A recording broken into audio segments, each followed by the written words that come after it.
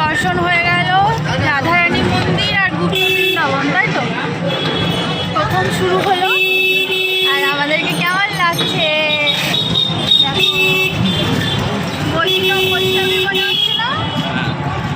Hello everyone, welcome back to my channel. আমি পূজা। আশা করি তোমরা সবাই খুব ভালো আছো, সুস্থ আছো। নতুন আবার একটা ভিডিওতে তোমাদের অনেক অনেক ভালোবাসা ও স্বাগত। আগের দিন আমরা নবদ্বীপ এসে গুপ্ত বৃন্দাবনটা দেখি তোমাদের সাথে ভিডিওটা শেষ করেছিলাম। আজকে আমরা চলে এসেছি নিমাইয়ের জন্মস্থান, মানে নিমাই যেখানে জন্মেছিল সেখানে। আমি ভেতরে প্রবেশও করে নিয়েছি। এখানে ঢোকার জন্য কোনো প্রবেশ মূল্য লাগছে না, একদম ফ্রিতে তোমরা ঢুকতে পারবে। পুরোটা ঘুরে দেখতেও পারবে। এখানে অনেক সাইডে ছোট ছোট দোকানও আছে, এখান থেকে তোমরা পুজোর সামগ্রীও কিনতে পারবে পুজো দেওয়ার ইচ্ছে হলে। এখন আমরা তো ভেতরে চলে এসেছি শ্রী চৈতন্য মহাপ্রভু নিমাইয়ের জন্মস্থানে।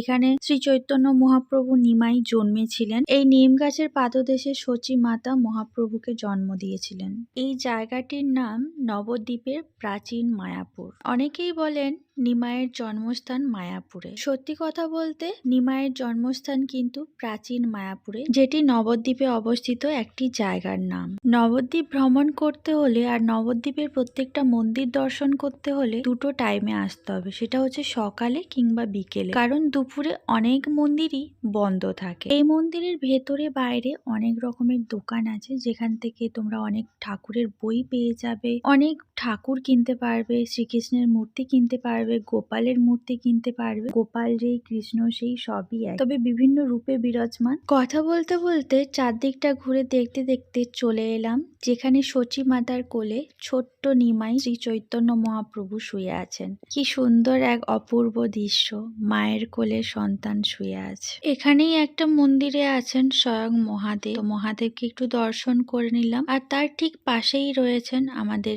গণপতি বাপ্পা।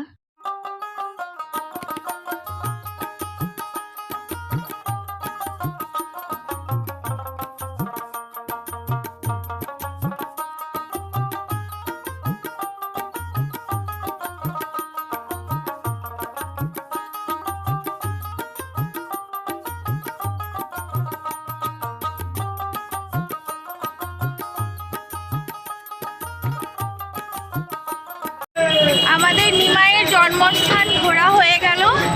এবারে আমরা যাচ্ছি 3 নম্বর দর্শনের জন্য, 3 নম্বর মন্দিরে।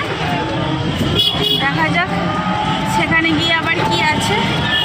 শ্রী গৌরাঙ্গ মহাপ্রভুর জন্মস্থান থেকে বেরিয়ে টোটোতে কিছুটা এলেই পড়বে নরহরির ধাম, যেখানে রয়েছে 60 ফুটের গৌরাঙ্গ মহাপ্রভুর মূর্তি। তো এখানে ঢোকার সময় তোমরা 10 টাকার একটা টিকিট কেটে নেবে। এখানটায় ঢোকার জন্য টিকিট মূল্য লাগছে। আর এই হচ্ছে সেই নরহরির ধাম। তো চলো ভেতরে ঢুকে দেখা যাক কি আছে। দেখতেই পাচ্ছ এখানে লেখা আছে প্রবেশ পথ আর বাহির পথ, এদিক দিয়ে ঢুকতে হবে। তো চলো এবারে পুরো ভেতরটা ঢুকি। গৌর গোপীনাথ মন্দির বা নরহরি ধামে ঢোকার পরে তোমরা এরকম সুন্দর একটা কৃত্রিম গুহা পেয়ে যাবে, যার মধ্যে দিয়ে হাঁটতে সত্যি আলাদা একটা অনুভূতি হবে।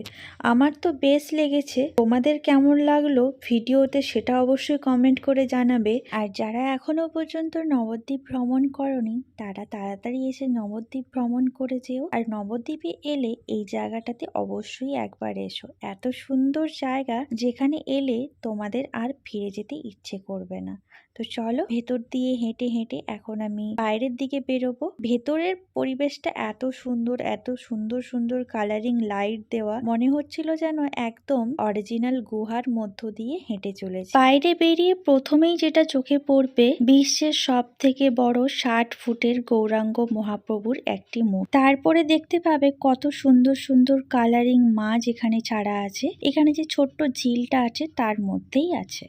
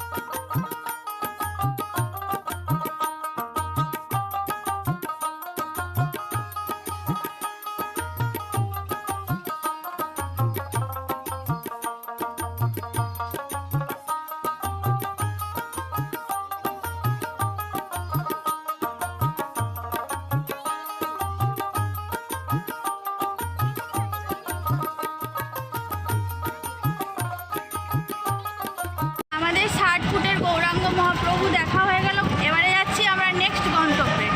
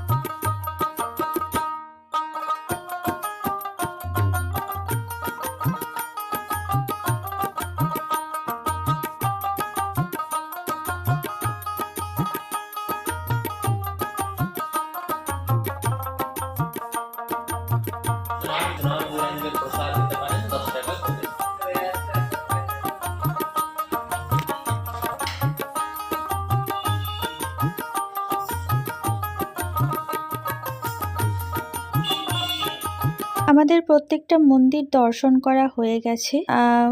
সবগুলো দর্শন করা তো সম্ভব নয়। যেসব টোটোগুলো তোমরা রিজার্ভ করবে ওরাই তোমাদেরকে দেখিয়ে দেবে। ওরাই বললো যে কটা মেন মন্দির সেগুলোই দর্শন করিয়ে দেবে। মোটামুটি আমরা 7 থেকে 8টা মতো মন্দির দর্শন করেছি। তার মধ্যে কিছু জায়গায় ভিডিও অ্যালাউ করেছে, কিছু জায়গায় ভিডিও অ্যালাউ করেনি। যেখানে যেখানে অ্যালাউ করেছে সেগুলো তোমাদের সাথে তুলে ধরার চেষ্টা করেছি। তোমাদেরকে তো বলেইছিলাম টোটো রিজার্ভ করেছিলাম, 350 টাকা নিয়েছিল। তো আমাদের সবকটা মন্দির ঘুরে দেখতে প্রায় 2.5 থেকে 3 ঘন্টা মতো লেগেছে। তোমরা এলে তোমাদেরও ঠিক একই সময়ই লাগবে। এখন আমরা নবদ্বীপ লঞ্চ ঘাটে চলে এসেছি। এখানটায় এসে কৃষ্ণনগর যাওয়ার জন্য লঞ্চে উঠেও গেছি। আমরা এখান থেকে কৃষ্ণনগর যাব, তারপর ওখান থেকে ট্রেন করে সোজা কলকাতা। বলতে বলতে বছরও শেষ হয়ে গেল। আজকে রাতটা পেরোলেই কালকে সকালে ঘুম থেকে উঠলেই নতুন আবার একটা সকাল, নতুন আবার একটা বছর, নতুন আবার একটা দিনের শুরু। জীবনের পথ চলা আরো সবার নতুন হোক এই কামনাই করব।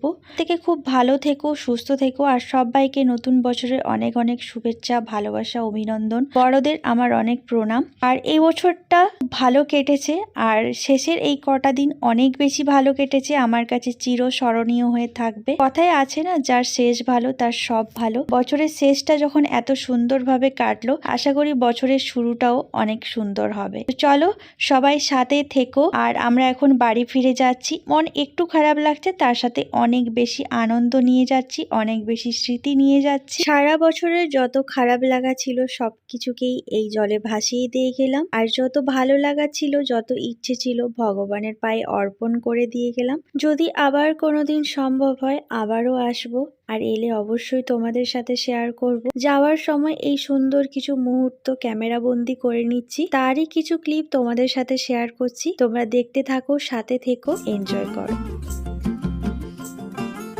किसके तो पंख लेके उड़ा चला जाए रे, जहाँ नहीं जाना था ये वही चला हाय रे। उम्र का ये ताना बाना समझ न पाए रे, जुबां पे जो मोह माया नमक लगाए रे, के देखे न भाले न जाने न दाए रे, दिशाहारा केमन बोका मुंटा रे।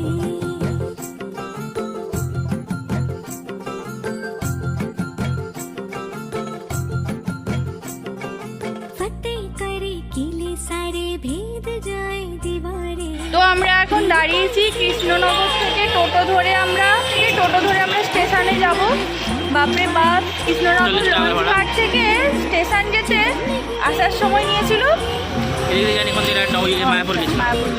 তো চলো আমরা কৃষ্ণনগরে পৌঁছেও গেছি। এবার টোটো করে আমরা স্টেশনে যাব, ওখান থেকে তো আবার বাড়ি ফিরতে হবে। ভিডিওটা কেমন লাগলো অবশ্যই কমেন্ট করে জানিও, ভালো লাগলে লাইক শেয়ার অ্যান্ড সাবস্ক্রাইব করে দিও। আজকের মতো সবাইকে টাটা বাই বাই, সবাই ভালো থাকো সুস্থ থাকো, দেখা হচ্ছে নতুন